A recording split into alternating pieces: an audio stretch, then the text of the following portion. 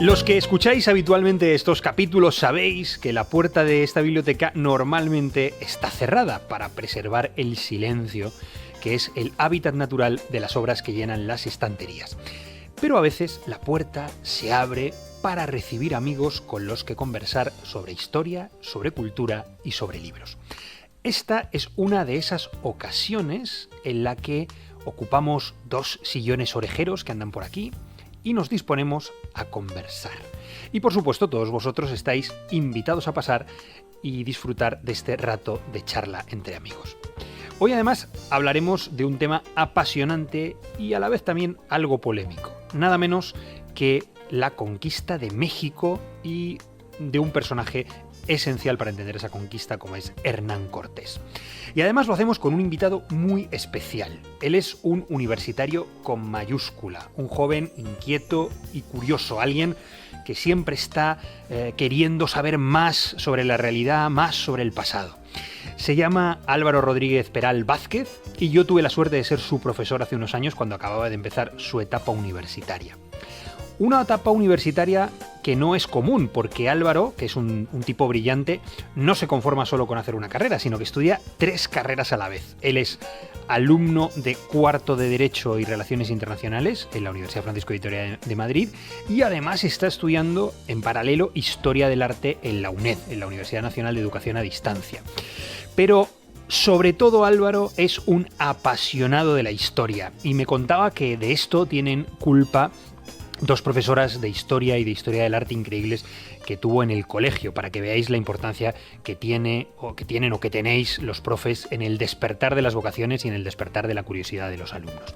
A raíz de estas profesoras, de este descubrimiento, de esta pasión por la historia, pues descubrió también a personajes que hoy día le fascinan y por los que siente una curiosidad tremenda, como Van Eyck o cuadros como El matrimonio Arnolfini, que según él mismo confiesa, forman parte de sus obsesiones históricas. Bueno, pues como veis, nos reunimos hoy en la biblioteca con un buen amigo, con un joven sabio, porque se puede ser joven y sabio al mismo tiempo, y además, un dato más sobre Álvaro, junto con un grupo de amigos ha creado una web que se llama Hermes Historia, www.hermeshistoria.com, que es un intento de transmitir su amor por la historia y por el arte y crear conciencia en esos 2 campos fundamentales que nos ayudan a entender nuestro pasado y nuestro presente. Bueno, como decimos, con Álvaro nos vamos a adentrar en la conquista de América y más concretamente en ese episodio que se conoce como la conquista de México y que tiene lugar o que empieza con la llegada de Cortés y de sus hombres al continente. Ya los españoles habían pisado el continente americano antes, sobre todo se habían asentado en el Caribe, en las islas caribeñas, y desde esas islas dan el salto definitivo al continente y allí se encuentran con los pueblos originarios de los que también vamos a hablar, y de una manera muy especial hablaremos de los aztecas o mexicas. Un episodio de nuestra historia, de la historia del mundo, sobre el que se ha escrito mucho, pero sobre el que todavía se pueden seguir diciendo algunas cosas. Muy bienvenido a la biblioteca del profesor Barriga, querido Álvaro, un placer tenerte aquí. Pues muchas gracias a ti, la verdad que es todo un honor estar aquí, además ser el primero que puede tener el honor de decir que está en la biblioteca del profesor Barriga, así que muchas gracias a ti por invitarme. Pero para mí es un honor que inaugures esta sección de entrevistas y estoy convencido de que vamos a aprender muchísimo, yo el primero. Así que la primera pregunta creo que es obligada, Álvaro, y es: vamos a empezar entendiendo quién era Hernán Cortés y cómo llega hasta las costas mexicanas. Bueno, pues Hernán Cortés Monroy Pizarro Altamirano, que es su nombre completo, nació en Extremadura, más concretamente en Medellín, que es un pueblecito de Badajoz, en 1485. Esta Extremadura, que está a día de hoy muy injustamente olvidada, es, junto con la actual Castilla y León, la principal arquitecta de América en el siglo XVI. Son los primeros que ponen ahí la pica, como se suele decir, y son los arquitectos de lo que conocemos hoy como América.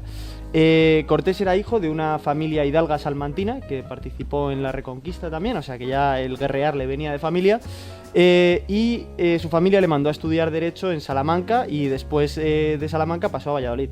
De Salamanca se dice que vio más la ciudad de noche que de día, pero bueno, eso no quita que adquirió una cierta cultura. Una cultura y una formación que luego en América, como veremos, le vino muy bien.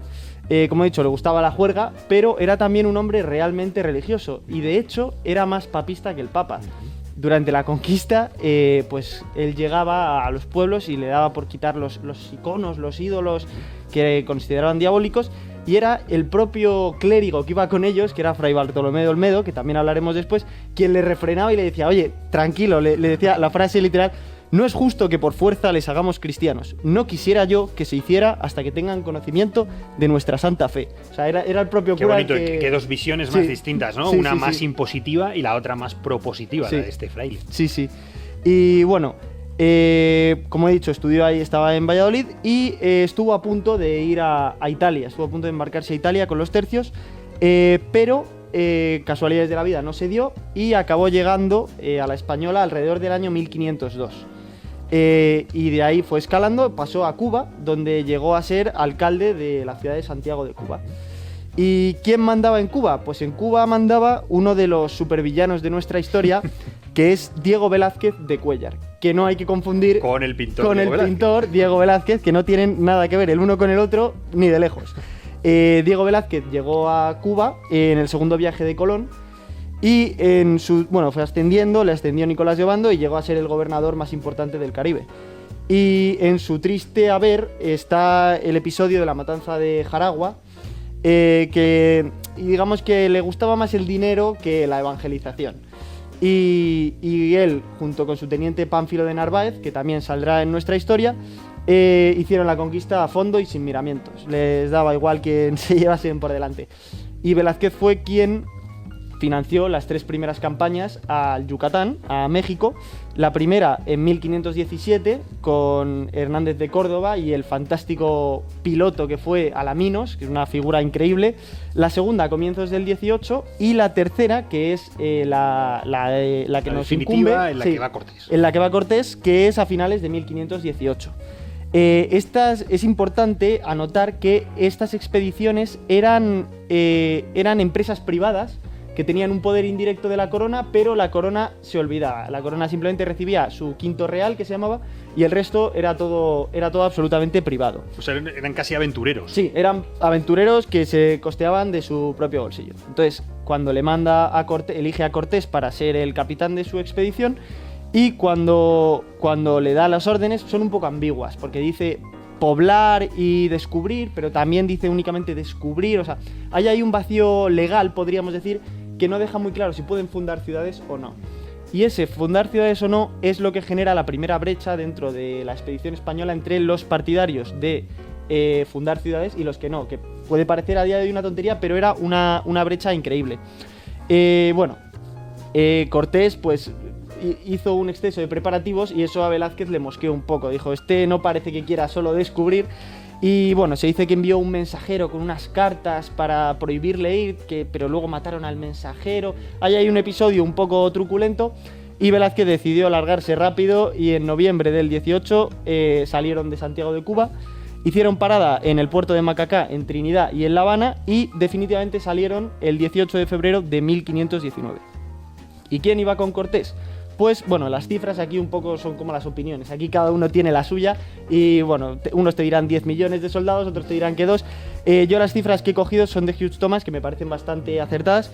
Y siendo totalmente exactos, iban 530 soldados españoles, 14 piezas de artillería, 50 marineros, 2 clérigos, un médico, varios escribanos, algunos carpinteros, varios indios cubanos, 16 caballos y varios perros de guerra, que eran lobos irlandeses y mastines. Y, como he dicho, el 18 de febrero partieron a la increíble expedición que viene a continuación. Pues has arrojado ya datos bastante curiosos, luego, pero uno de ellos me llama mucho la atención y luego te preguntaré por él, y es que en realidad los que conforman esa expedición no son tantos. 500 hombres es un ejército muy, muy pequeñito. Pero no adelantemos acontecimientos porque te quiero preguntar antes, Álvaro, ¿Cómo son los episodios que llevan desde que salen de Cuba, pisan tierra de lo que hoy es la actual México, y llegan finalmente a Tenochtitlán. Tenochtitlán, la capital del imperio mexica o azteca, que es, digamos, la gran joya de la corona de aquel imperio y donde tendrán lugar además los acontecimientos más famosos de toda esta historia. ¿Cómo es esa sucesión de acontecimientos? Bueno, voy a intentar resumirlo muy brevemente porque esto es una historia de 2 años, de casi 2 años, o sea que nos podríamos tirar aquí esos 2 años yo contándolo, pero bueno, voy a hacer un breve resumen. El primer punto de reunión al que llegaron fue Cozumel. Allí trabaron buena relación con los indios y les contaron que había unos castellanos en Yucatán, que una gente, unos señores barbados, porque a ellos les sorprendía mucho lo de la barba, barbas, ¿no? Claro, porque ellos no tenían. Y entonces decide Cortés mandar 50 soldados con un indio en cuyo cabello metió una carta en español. Y bueno, ya se iban a ir porque no volvían los soldados y Cortés se empeñó en que quería oír misa. Entonces estaba ya todo el mundo preparado para irse y estaba Cortés que quería escuchar misa. Bueno, pues gracias a esa misa, de repente aparecieron los soldados con una de las figuras más importantes de la historia de América, que es Jerónimo de Aguilar. Aguilar era un marinero, bueno, era clérigo, que iba en una nave de Darién a Santo Domingo en 1511, y esa nave naufragó. A las costas de Yucatán llegaron tan solo 21 soldados, a los cuales les atraparon los mayas. A algunos de ellos los sacrificaron y se los comieron, y a los demás consiguieron huir y llegaron a otro jefe maya que se llamaba Chamanzana. O sea, perdona, Loro, me estás hablando de 7 años antes de la llegada de Cortés, un barco que andaba por allí de exploración, naufraga. Estos 20 marineros llegan a la costa y allí en la costa se encuentran con lo que quedaba ya de los mayas, que era una civilización que había desaparecido un tiempo atrás, pero todavía quedaba allí un reducto de esa población y viven una serie de aventuras, algunos de ellos muy desafortunadas porque pierden la vida, pero otros logran sobrevivir y se asientan allí de alguna manera. 7 años antes de la llegada de Cortés. Efectivamente, sí, se asientan de alguna manera porque el jefe maya que los acoge les dice que les acoge de muy buen grado, pero que quiere que sean sus esclavos, entonces pues tienen que estar ahí currando, y finalmente solo sobreviven 2, que son Jerónimo de Aguilar y Gonzalo Guerrero, que tiene una historia apasionante también, que animo a la gente a buscarla, que finalmente se quedó allí como un jefe maya y, o sea, renunció totalmente a ser español y se quedó como jefe maya. Y bueno, y apareció Jerónimo de Aguilar y se metió en la expedición como traductor, porque él aprendió maya durante su estancia con los indígenas. Con lo cual Cortés, ya tenía ahí a un intérprete, a un español que conocía bien aquel terreno y aquella cultura. Sí, pero no, porque era maya, no era náhuatl, que era la lengua de los aztecas. Y ahí entrará otro personaje increíble que vamos a ver ahora mismo. De Cozumel, donde estábamos, pasan a Potonchán, que, bueno, donde guerrean con los indios, pero finalmente aceptan un pacto de paz y de vasallaje. Y el jefe de Potonchán les entrega unas mujeres para que se casen con los españoles, entre las que está Malinche, Malinzali, Malinchín, Doña Marina, tiene un montón de nombres. Un montón de nombres. La vamos a llamar Marina, o Doña Marina, como se la conocía. ¿Y quién era ella? ¿Quién era Doña Marina? Pues Marina era una mujer, era hija del Tlatoani, que un Tlatoani era un rey, un gobernante guerrero, sí, de la ciudad del pueblo de Painala, que cuando muere su padre, su madre la vende a unos esclavos, a unos señores, y bueno, va pasando de manos hasta que finalmente llega a Potonchán.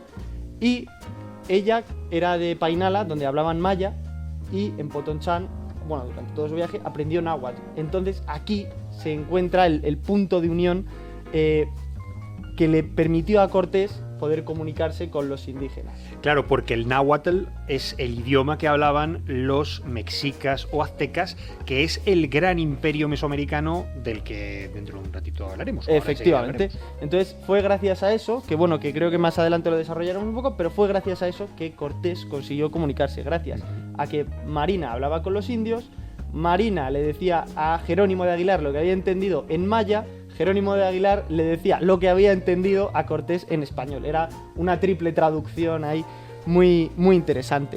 Y bueno, de Potonchán pasan después a Zempoala, donde conocen unos indios también muy simpáticos, y les recomiendan aliarse con Tlaxcala. ¿Quién era Tlaxcala? Tlaxcala era un grupo de ciudades que eran los enemigos acérrimos de los aztecas.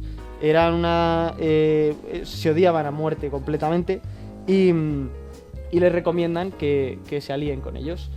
Y antes de ir a Tlaxcala, Hernán Cortés decide hacer algo que es increíblemente fascinante, porque decide desobedecer las órdenes de Velázquez y fundar una ciudad. ¿Qué ciudad es esta? La Villarrica de la Veracruz. Estamos hablando entonces de la primera ciudad fundada por los españoles en territorio del actual México. Sí, efectivamente, la primera ciudad. Y para ello, que claro, él lo tenía prohibido, hace una triquiñuela jurídica muy interesante que recomiendo que la busque también si a alguien le interesa, porque es muy muy interesante, pero bueno, el caso es que funda la ciudad y así establece la primera ciudad española en México. Y bueno, esto a los partidarios de Velázquez no les sentó muy bien y de hecho se formó un intento de asesinato que fue descubierto y tal, y Cortés salvó la vida gracias a ello. Y para terminar de acabar con la división y las voces que le cuestionaban, decidió Cortés hacer algo que hoy se conoce como quemar las naves, que realmente no las quemó, sino que las barrenó, es decir, hundió todos sus barcos para que nadie pudiese volver a Cuba, y así ya o estás conmigo o estás conmigo, no tienes más remedio que quedarte aquí. Claro, o sea que esa famosa expresión que decimos muchas veces en contextos coloquiales de esta persona debe quemar las naves, como diciendo, bueno, debe dejar todo atrás y no volver otra vez la vista atrás, ¿no? De alguna manera es lo que queremos decir con esa expresión. Viene precisamente de la conquista. Exacto. Y de esa acción de Cortés para evitar que sus soldados pudieran dar marcha atrás y arrepentirse. Sí. Ahí ya jugaban un poco en el terreno de la muerte, el terreno mortal que habla Sun Tzu en el arte de la guerra, que es que una vez que no tienes marcha atrás, ya lo único que puedes hacer es luchar por tu vida, y eso es un poco lo que pensó Cortés. Dijo, ya que no te puedes ir, te tienes que quedar aquí conmigo y punto pelota. Bueno, y de ahí, después de fundar Veracruz, llegan a Tlaxcala, que los tlaxcaltecas les reciben hostilmente, sucesivas batallas, pero finalmente también aceptan la paz, una alianza, y Tlaxcala se convierte en el aliado más importante de Hernán Cortés desde que llega y hasta que concluye la conquista. Ya deciden emprender marcha hacia Tenochtitlán, pero hacen parada previa en Cholula. ¿Qué es Cholula? Es una de las ciudades más sagradas de toda América, y cuando llegan, los señores de la ciudad se niegan a recibirlos. Dicen que están enfermos. Esto de la enfermedad es algo que usa también mucho Moctezuma, ¿no? Estoy malito, no te quiero recibir. Y entonces el ejército español empieza a sospechar de que puede haber una emboscada. Y bueno, y finalmente se dice que una noble le confesó a Marina que efectivamente había una emboscada, y Cortés decidió castigar a los señores de la ciudad con un castigo terrible, que fue les condenó a muerte. Y después de condenarles a muerte, bueno, antes de eso, los señores de Cholula le echan la culpa a Moctezuma, que es algo que también se hace mucho. Un pueblo, cuando era derrotado por los españoles, le echaba la culpa última a Moctezuma y le decía, no, esto es cosa suya. Moctezuma, estamos hablando del gran jefe del pueblo azteca mexica. Digo, para ponerlo en contexto de quien no haya oído nunca hablar de la conquista, ¿vale? Cuando hablamos de Moctezuma a partir de ahora, hablamos del gran señor, del gran jefe, del pueblo dominante en toda la región, enemigo de los tlaxcaltecas, de los que ya estás hablando, bueno, y enemigo en realidad de casi todos los pueblos de alrededor, y ahora entraremos un poquito más en ese tema. Sí. Pero estábamos en Cholula. En Cholula, efectivamente. Y acto seguido a la condena a muerte de los señores de Cholula, se produce lo que se conoce como la matanza de Cholula, que es que los tlaxcaltecas y luego los totonacas, que eran otros indios que también acompañaban a los españoles, saquearon y quemaron la ciudad durante 2 días, acabando con la vida de 3.000 cholultecas. Fue la verdad bastante sanguinario, de lo que se ha hecho mucha propaganda. Claro. Y de hecho Bartolomé de las Casas, una figura de la que después también hablaremos, dice que Cortés, mientras veía arder la ciudad, decía: mira Nero de Tarpeya, a Roma cómo se ardía, gritos dan niños y viejos, y él de nada se dolía. Es un episodio ahí. Así lo narra Fray Bartolomé de las Casas, pero también sabemos así, claro, que Fray Bartolomé de las Casas exageraba cuando no mentía a veces directamente. Sí. Y ya Moctezuma, viendo que era imposible retrasar más la llegada de Cortés a Tenochtitlán, decide recibirle, y los castellanos entran en la ciudad el 8 de noviembre de 1519 y se alojaron en el palacio del padre de Moctezuma, en donde retuvieron al propio emperador azteca, le cogieron como rehén y le tenían en el palacio. Allí en ese palacio estuvieron hasta el 1 de julio de 1520, que es conocido como la Noche Triste, que si no me equivoco más adelante hablaremos de ello, pero que es uno de los episodios más terribles para los españoles, que obligó a huir a los españoles de Tenochtitlán. Fue un episodio realmente horrible. Y el 7 de julio, o sea, 6-7 días después de la Noche Triste, con la tropa absolutamente destrozada, se acercan los castellanos a la ciudad de Otumba, donde está preparado el ejército mexica para aniquilar lo que queda de ese ejército español, para reducirlo prácticamente a cenizas. Sin embargo, hubo un tiempo en el que era más fácil matar un ejército de gigantes que matar a un solo español, y los españoles se dispusieron en batalla. Después de un montón de horas luchando, tenemos que tener en cuenta que salieron de la Noche Triste, estuvieron 6 días vagando por México intentando volver a Tlaxcala, y encima plantar batalla. O sea, el desgaste físico es tremendo, el desgaste físico y moral. Y después de muchas horas batallando, Hernán Cortés y un soldado que se llama Juan de Salamanca decidieron cargar hacia el líder, cargar a caballo hacia el líder, lo mataron y le quitaron el estandarte. Y después de esto, los indios salieron corriendo despavoridos. Es un episodio clave. Si esto no hubiese sucedido, el ejército, o sea, si hubiese pasado cualquier cosa, si el caballo se hubiese tropezado, si no hubiesen decidido hacer la carga, se habría acabado la conquista de México tal como la conocemos. Porque era un ejército muy superior. Exacto, si no llegan a hacer esa acción, habría arrasado al ejército español. Y de hecho Cortés, cuando acaba el combate, dijo: cierto creíamos ser aquel el último de nuestros días. Lo tenían muy mal, muy mal. Claro, y tuvieron la audacia de ir a por el jefe de aquel ejército enemigo y descabezarle, seguramente porque conocían ya técnicas de guerra más modernas y sabían que descabezando al jefe la tropa iba a sufrir o por lo menos a rendirse. Efectivamente. Y después de la batalla volvieron a Tlaxcala, se repusieron y decidieron ir definitivamente a por la ciudad de Tenochtitlán. Y salieron, el ejército español salió con 10.000 tlaxcaltecas, que se dice pronto, porque es que el ejército español no llegaba a 1.000. O sea, la fuerza india que tenía el ejército castellano era tremendo. Y planearon un asedio en forma de guerra anfibia, podríamos decir, en la que construyeron unos bergantines para que hiciesen la guerra por el lago, porque Tenochtitlán estaba dentro de un lago que se llama el lago Texcoco. Y luego 3 columnas de soldados iban hacían la guerra por tierra, estaban al mando de Olid, Sandoval y Alvarado, que bueno, si alguien que está interesado que los busque porque también son interesantes. Tras recibir la bendición de Fray Bartolomé de Olmedo, dio comienzo oficialmente el asedio el 28 de abril de 1521. Fue un asedio muy largo, muy duro. La gente de Tenochtitlán sufrió y murió mucho, pero la nobleza mexica prefirió morir antes que rendirse. De hecho, Cortés les ofreció la paz, les ofreció una paz honrosa, una alianza sin rencores, pero decidieron aguantar dentro de la ciudad. Y viendo que la debacle ya era inminente después de muchos meses de asedio, Cuauhtémoc, que fue el emperador que siguió a Moctezuma una vez muerto, trató de huir en canoa con su familia, pero los españoles, el bergantín del capitán García de Holguín, le interceptaron y le apresaron. Y fue así como se rindió la ciudad de Tenochtitlán el día 13 de agosto de 1521, día de San Hipólito, que es un santo también muy famoso, y fue así como se conquistó Tenochtitlán, de ahora en adelante México. Bueno, has apuntado ya cosas también interesantísimas, Álvaro, sobre este pueblo, el pueblo azteca, y sobre su capital, Tenochtitlán. Has dicho que estaba asentada sobre un lago, una laguna, la laguna o el lago de Texcoco. Entiendo que se parecía casi a una, porque lo entendamos con imágenes actuales, casi a una Venecia, ¿no? Una ciudad llena de canales, de barcos. Cuentan incluso que había huertas construidas casi sobre balsas en esa laguna. ¿Cómo nos podemos imaginar esa ciudad, Tenochtitlán?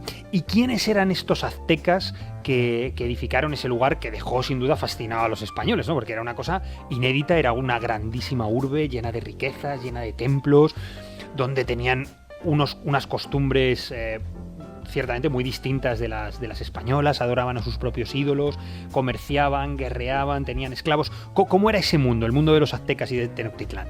Pues sí, pues los libros de historia, los libros del colegio, si tenemos suerte, tienden a soltarnos ahí en Tenochtitlán, una ciudad enorme, entre 200 y 250.000 habitantes, que estaba efectivamente dentro del lago Texcoco, que junto con las ciudades, el resto de ciudades del lago, sumaban en total unos 350.000 habitantes. Era la sede suprema de un imperio político y económico conformado por 400 ciudades, se dice pronto. Pero además de eso, claro, ¿no? ¿Quiénes eran los aztecas? No se nos suele hablar de quiénes eran los aztecas. Pues su mito fundacional se remonta al siglo IV, en una ciudad que se llamaba Aztlán, una ciudad mítica, y en un momento dado el dios Huitzilopochtli les ordena buscar una nueva ciudad que será Tenochtitlán, a donde llegarán alrededor de 1325, aunque es difícil saberlo porque un emperador que se llamaba Itzcoatl quemó los archivos de historia que había en la ciudad. Y era una sociedad muy jerarquizada en la que el Huey Tlatoani, el Tlatoani que hemos hablado antes, el rey guerrero, estaba en la cúspide, y el resto de estamentos también eran muy rígidos, pues un poco la idea de los señores feudales aquí en Europa. Lo componían los Pipiltín, que era la clase noble, que no pagaban impuestos, después los Macehuatlín, que eran los plebeyos, y luego había dos tipos de esclavos. Estaban los esclavos que eran plebeyos condenados por haber cometido algún delito, por no pagar impuestos, que podían salir de esa situación, o los esclavos de collar, que eran estos primeros prisioneros que no conseguían que se les perdonase la pena, y eran esclavos en el más absoluto sentido de la palabra. Podían ser vendidos y podían ser sacrificados. Era una sociedad muy militarista también, en la que los niños pues iban a academias militares y se asociaban a un tipo de clan guerrero. Entre los más famosos está el del águila y el del jaguar. Y esta sociedad tan militarista desarrolló un juego de guerra, podríamos decir, que de juego no tenía nada, que se conoce como las guerras floridas, cuya intención no era la conquista, sino que era proveer de entrenamiento a los guerreros y coger prisioneros para sacrificarlos después. Las cifras, como he dicho, pues cada uno tiene la suya, pero alrededor de 20.000 prisioneros eran capturados todos los años por los aztecas para ser sacrificados en el templo. Es decir, para que nos hagamos una idea, es como si sacrifican todos los años el 10% de la población de Tenochtitlán. Es una barbaridad. O sea, esa presión no la habrían aguantado durante demasiado tiempo. Tenían desde luego unos dioses insaciables de sangre, ¿no? Eran unos dioses terribles que exigían sacrificios humanos. Pero claro, eso les llevaba a cometer, Álvaro, auténticos genocidios. Exacto. O sea, hablar de 20.000 víctimas anuales. He leído alguna vez que incluso esos sacrificios rituales iban más allá del sacrificio de guerreros, que también sacrificaban niños en ofrendas a los dioses para que lloviera, porque los niños, además, cuando los llevaban a sacrificar, cuanto más lloraban, más posibilidades había de que lloviera, según la cosmovisión o la visión religiosa de los aztecas. Era brutal, era tremendo. Exacto, sí. De hecho, el rito del que hablas es uno de ellos era el sacrificio a Tlaloc, que se hacía en las orillas del lago Texcoco y era para que lloviese. Tlaloc era el dios de la lluvia. Y tenían un montón de dioses, tenían 400 dioses principales y 1.600 en total, o sea, tenían una barbaridad de dioses. Y uno de los ritos que más se conoce hoy era el del dios Huitzilopochtli, que bueno, viene de una historia durante el peregrinaje de la ciudad de Aztlán, que consistía el rito en sacrificar a una persona, arrancarle el corazón, después se le tiraba escaleras abajo por la pirámide, se le descuartizaba y después esa carne era enviada al mercado para consumo humano, es decir, se comían O sea, eran caníbales. Eran caníbales. Se duda si eran caníbales de necesidad, caníbales por rito religioso. El caso es que sí, efectivamente eran caníbales, y los sacrificados después se les decapitaba y los cráneos se clavaban en los zompantlis, que salen mucho en México. Algunas están haciendo una obra y aparece que eran estacas donde se clavaban los cráneos. Era una sociedad muy brutal que no conocía la misericordia. Claro, me parece muy importante hablar de esto porque creo que hay ahora una corriente indigenista que con todo el respeto a quien quiere reivindicar ciertos valores de aquellos pueblos originarios que efectivamente los tienen, y que algún día podríamos dedicarle algún capítulo de la biblioteca a hablar también de ello, de lo bueno que había en esos pueblos originarios, pero ciertamente había costumbres que eran brutales, bestiales, directamente genocidas. Si diéramos una vuelta por Tenochtitlán, yo creo que viviríamos un contraste entre cosas que nos parecerían verdaderamente fascinantes y de mucho valor, una arquitectura deslumbrante, los canales, las huertas, los animales que veríamos por allí, la fauna, la flora, las costumbres que verdaderamente serían muy interesantes, pero al mismo tiempo nos estremeceríamos de ver esto que estás contando, ¿no? Cráneos clavados en picas, regueros de sangre descendiendo por las pirámides. Bueno, si sacrificaban 20.000 personas al año en las pirámides, me puedo imaginar que el olor a sangre y a muerte que habría en esas ciudades, el hedor tendría que ser terrible, ¿no? Sí, era una mezcla muy curiosa entre efectivamente lo avanzados que eran en muchos aspectos, porque sí que es verdad que tenían avances y eran gente muy instruida, porque a los niños, tanto niños como niñas, se les mandaba a la escuela a aprender desde pequeños, y eso se combina con los sanguinarios que eran, porque como he dicho, era una sociedad que no conocía la misericordia, era su código moral, su código de conducta, que a nosotros nos puede parecer horribles, pero para ellos era completamente normal. De eso hablaremos un poquito más ahora cuando veamos cómo 300 españoles o 500 o un número muy reducido son capaces de derrotar a este gran imperio. Pero te quiero preguntar, ya que estamos en Tenochtitlán, por un episodio que hemos pasado un poquito de largo antes, pero que tú has señalado como un episodio fundamental en la conquista, y es la llamada Noche Triste. ¿Qué es la Noche Triste? ¿Qué tiene que ver ahí Cortés y sus hombres que ya están en Tenochtitlán, que están viviendo allí, que les está acogiendo el emperador Moctezuma? ¿Qué pasa en esa situación?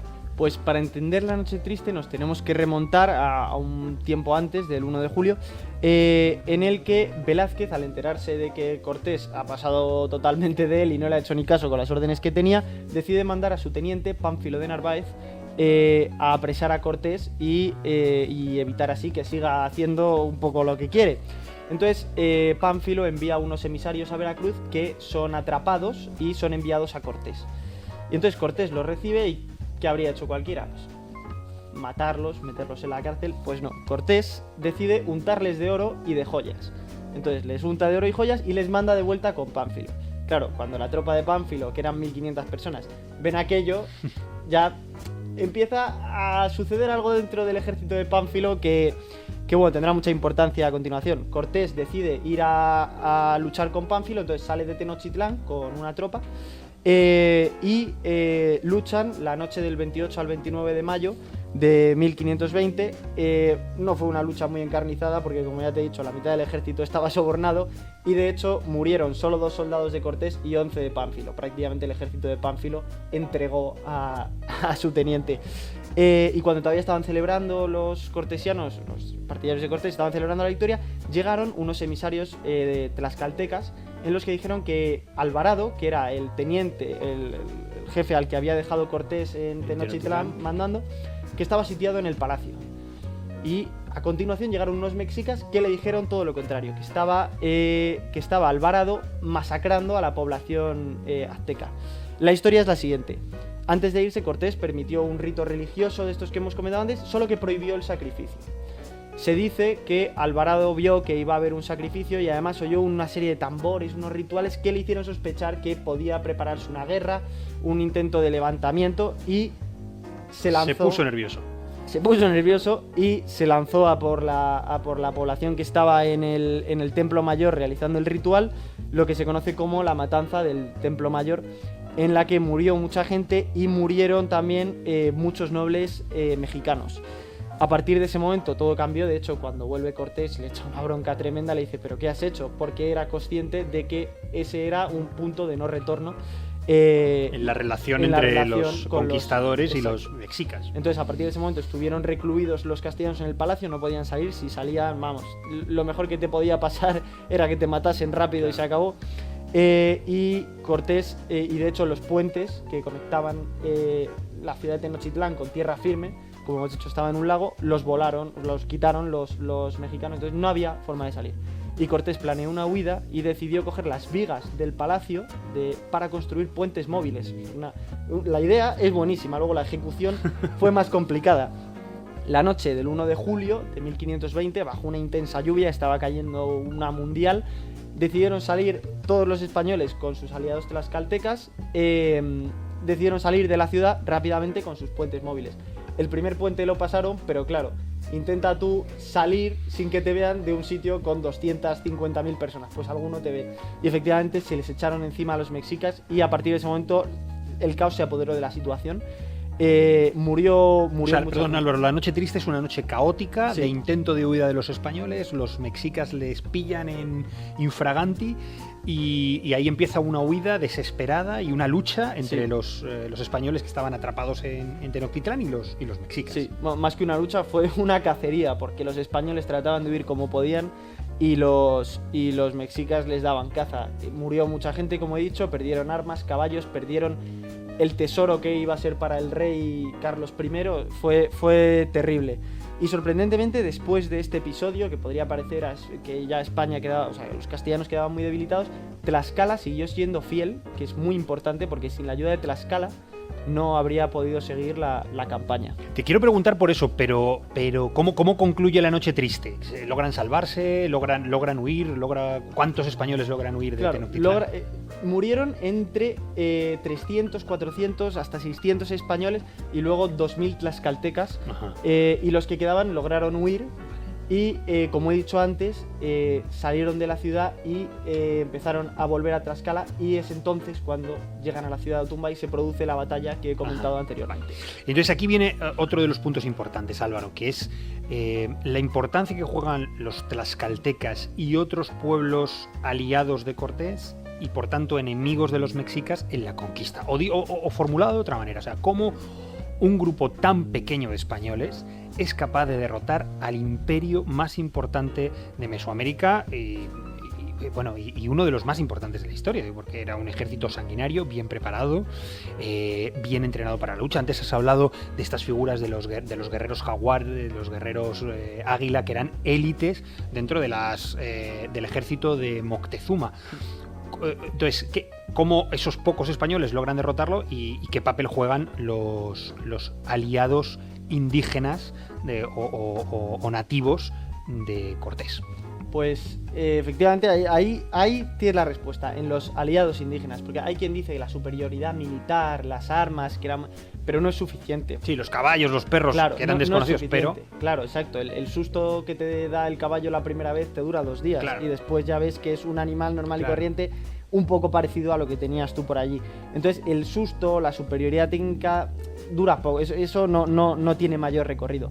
Entonces la verdadera razón por la que fue posible la conquista fue por los aliados indígenas, la fuerza tan grande que le aportaron los tlaxcaltecas y otros pueblos, pero en especial Tlaxcala, fue lo que posibilitó la conquista. De hecho, me atrevería a decir que si Cortés hubiese ido con 10 soldados únicamente, habría podido realizar la conquista, porque Cortés era únicamente un coordinador, un mediador. Un gestor de alianzas. Exacto. De hecho, si antes de la llegada de Cortés se hubiese levantado un jefe indígena contra el yugo mexica, yo creo que Cortés se habría encontrado una situación totalmente diferente, porque el ejército mexica ya no existiría si hubiese sido posible una figura indígena propia que coordinase a todos los pueblos contra él. Claro, por eso hay autores últimamente, estoy pensando en el caso de Marcelo Gullo en su libro Madre Patria, que ha sido un bestseller en los últimos meses, que hablan más que de una guerra de conquista, de una guerra de liberación, en el sentido que los mexicas tenían oprimidos y ejercían un poder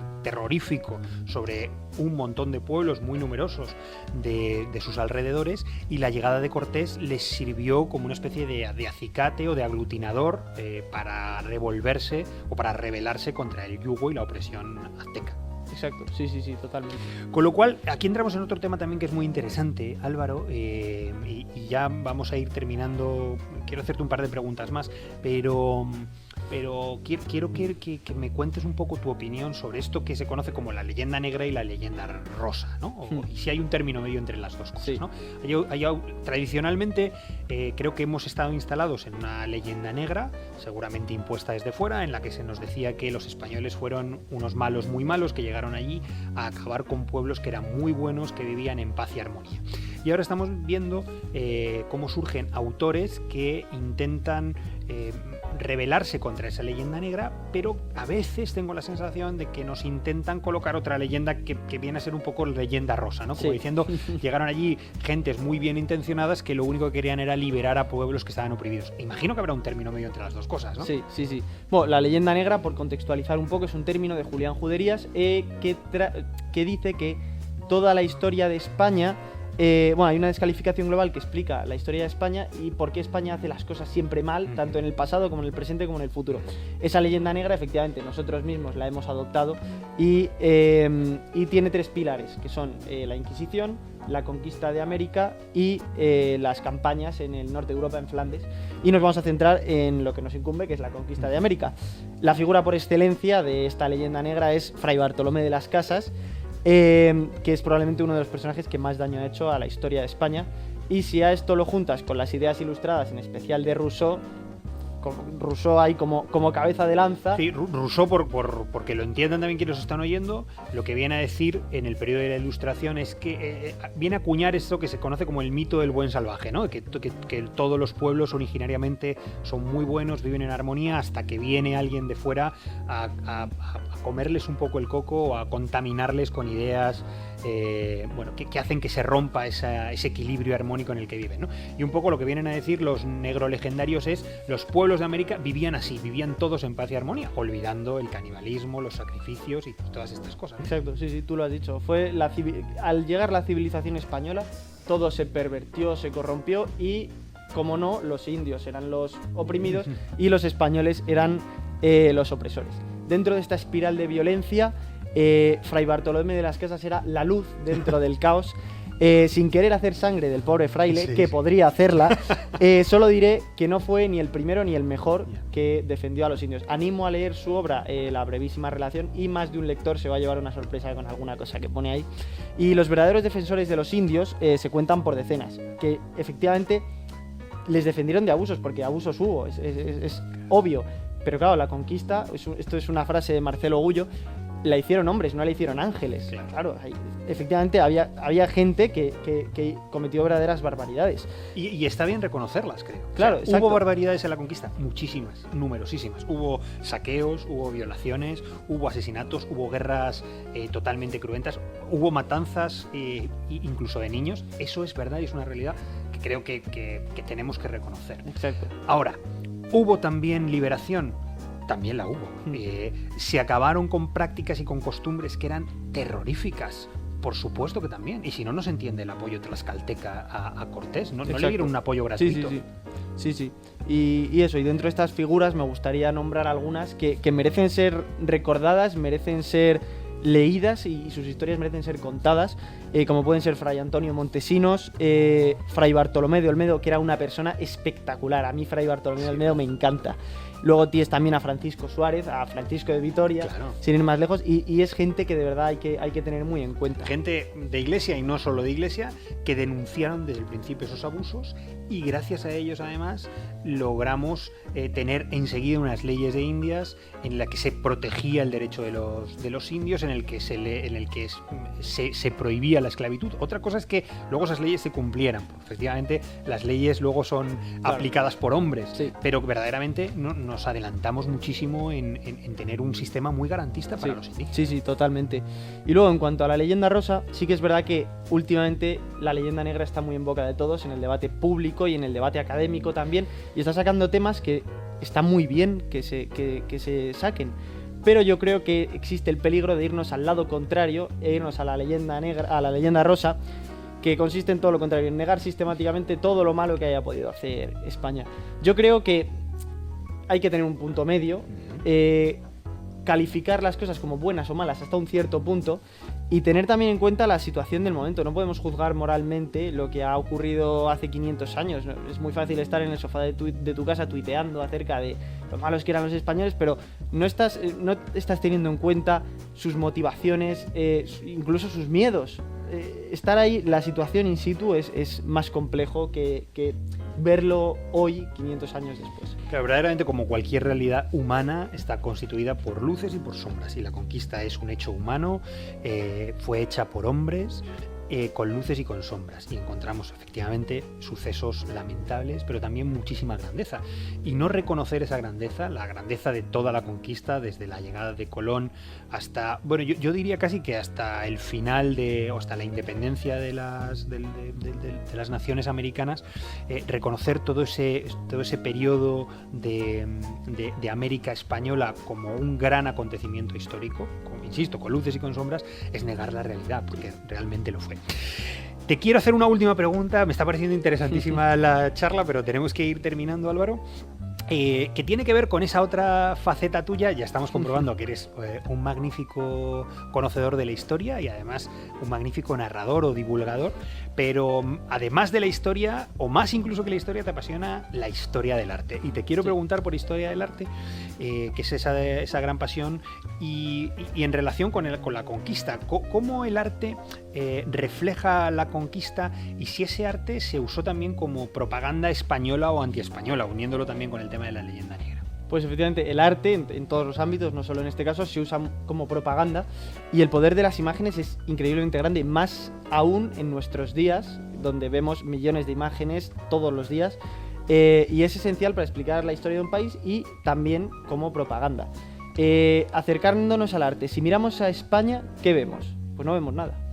En los grandes museos de España no hay grandes lienzos de la conquista de América. Felipe IV nunca le va a decir a Velázquez que pinte la rendición de Tenochtitlán. Claro. Y sí, la de Breda, claro. Exacto. Que es muy curioso. Tiziano nunca le va a decir que pinte a Hernán Cortés secuestre en la batalla de Otumba. Uh-huh. ¿Y esto por qué es? Porque América no es una conquista. América, en ese momento, se veía como una posesión legítima que el Papa les había dado por bula papal. Entonces no requería propaganda. Era una parte legítima española. Tan España era Zempoala como era Burgos. Era algo que no hacía falta hacer propaganda, y por eso no se pintaron cuadros, ni vemos cuadros normalmente en España. No será hasta Fernando VI, con algunas excepciones, que veamos las primeras representaciones de la conquista de América. Y si cruzamos el Atlántico, la cosa cambia. ¿Qué vemos? ¿Vemos grandes lienzos denunciando las injusticias de los españoles, las matanzas? Pues todo lo contrario. El arte se empleó como propaganda, especialmente tlaxcalteca, para reconocerse a sí mismos como vencedores también contra el imperio azteca. Un ejemplo de ello es el lienzo de Tlaxcala de 1550, en el que los tlaxcaltecas se muestran a sí mismos como conquistadores también de México. Y luego, posteriormente, en el siglo XVIII, que el estatus de los pueblos indígenas privilegiados se ve amenazado por los criollos y por las reformas borbónicas también un poco, se vuelven a hacer obras para reclamarse a sí mismos como conquistadores también, como vencedores contra el imperio azteca. Y, sin embargo, con la independencia de México en 1821, la cosa cambia. En el siglo XIX los nuevos estados-nación pues buscan crear su identidad, y esto también se consigue a través del arte, y los propios estados financian y encargan cuadros cuya temática no es ni mucho menos aleatoria. Entonces encontramos cuadros tan dramáticos como el de Félix Parra de Fray Bartolomé de las Casas, o el de Leandro Izaguirre de la tortura, el suplicio de Cuauhtémoc se llama. Y entonces en ese momento la conquista de México se convierte en un episodio trágico y oscuro, en el que todo aquel que decía lo contrario, como puede ser Adrián Unzueta, que era también otro pintor, pues era condenado al ostracismo. Algunos sectores de México, algunos, como he dicho, no todos, se empeñaron en crear su identidad después de la independencia de una forma negativa, es decir, como lo que no querían ser. No queremos ser españoles, no queremos nuestra historia de dominados, pero me gustaría lanzar una pregunta. ¿Por qué razón nunca se habla de la cantidad de pueblos indígenas que no fueron ni conquistados ni subyugados, sino que firmaron verdaderas alianzas en un plano de mayor o menor igualdad? ¿Por qué siempre se habla de la destrucción de México como la destrucción de Tenochtitlán? Porque ahí han querido centrar el odio los que estaban interesados en ello. El gran éxito del proceso nacionalista mexicano, en el sentido más negativo, está en que han hecho creer que todo el México prehispánico eran aztecas. No existía Tlaxcala, no existía Zempoala, era una encarnizada aniquilación del buen salvaje que suponían los aztecas por parte de los españoles enfermos de la fiebre del oro. Y ya, para ir acabando, ¿esto en qué se traduce? Pues se traduce en que México y España forman parte de los perdedores de la modernidad. Mientras otros pueblos, especialmente europeos, van dando lecciones de moralidad acerca de su historia, acerca de lo buenos que han sido ellos y los malos que han sido otros, la hispanidad se disgrega. Y hay un complejo de inferioridad por un lado y de vergüenza por el otro. En el momento que España y México en el momento que España se dé cuenta que tiene que volver a mirar a Hispanoamérica, sin complejos ni reproches, cuando México y España vuelvan a verse como hermanos, no como se empeña el señor López Obrador en repetir una y otra vez, en ese momento podremos volver a construir un proyecto fuerte de hispanidad que saque lo mejor de los dos países. Pues creo que es el colofón perfecto a esta entrevista. Efectivamente me estaba viniendo a la cabeza López Obrador, que en el momento en el que grabamos este capítulo de la biblioteca sigue empeñado en generar división, en hacer creer a los mexicanos que sobre todo son descendientes de los aztecas, cuando probablemente sean descendientes de aztecas el 1% de la población mexicana actual, porque México es un crisol de culturas, pero sobre todo es un crisol de pueblos originarios, y es más probable que un mexicano actual sea descendiente de totonacas o de zapotecas o de olmecas o de mayas que de aztecas, pero en fin, siguen alimentando ese sentimiento de agravio, y es una pena porque efectivamente, como dices Álvaro, somos dos pueblos hermanos llamados a encontrarnos, no solo los mexicanos sino el resto de pueblos de América.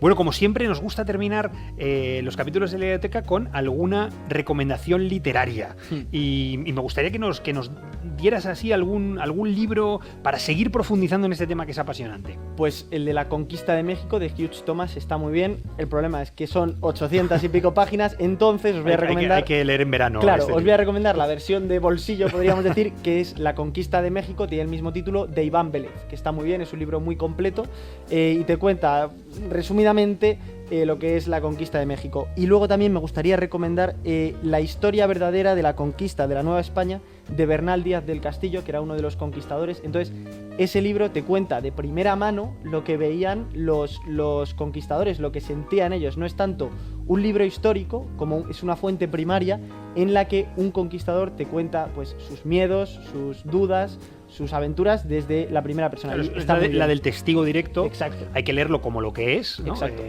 La traducción de la realidad de lo que está viendo un testigo directo. Pues lo mismo, un hombre de carne y hueso con sus filias, sus fobias, sus miedos, Muy bien, pues yo creo que 3 recomendaciones buenísimas para ir terminando. Muchísimas gracias.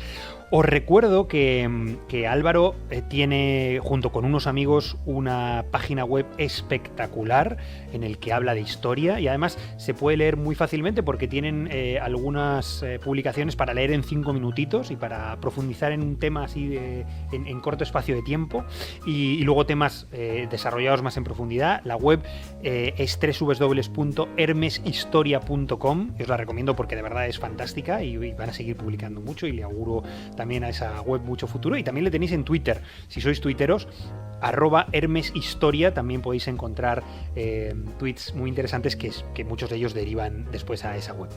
Álvaro, ha sido un verdadero placer. El placer es mío. Me ha encantado hablar de un episodio tan increíble. Creo que me he extendido de más. No, te pido perdón. Nada, estupendo. Pero vamos, es que no me puedo reprimir, vamos, porque me has puesto cortapisa. Es que si no, el episodio dura 3 horas. Bueno, es que hubiéramos estado hablando 3 horas porque de verdad tiene muchísimas ramificaciones, porque nos abre a muchísimas dudas más y muchas más preguntas. Esto es lo que tiene profundizar en la historia, que al final pues te conecta con otros vasos comunicantes apasionantes, y yo lo único que te puedo decir es que ojalá que te podamos volver a tener dentro de poco en esta biblioteca para seguir viendo temas de historia o de historia del arte en el que eres un auténtico experto. Así que de verdad, Álvaro, muchísimas gracias, te auguro un gran futuro como historiador, y a vosotros, a los que nos escucháis, pues también gracias por estar ahí al otro lado. Os recuerdo que podéis encontrar más capítulos de la biblioteca en el canal de YouTube, la Biblioteca del Profesor Barriga. Si os ha gustado, dadle a like, activar campanita y suscribíos. Muchísimas gracias y hasta la próxima.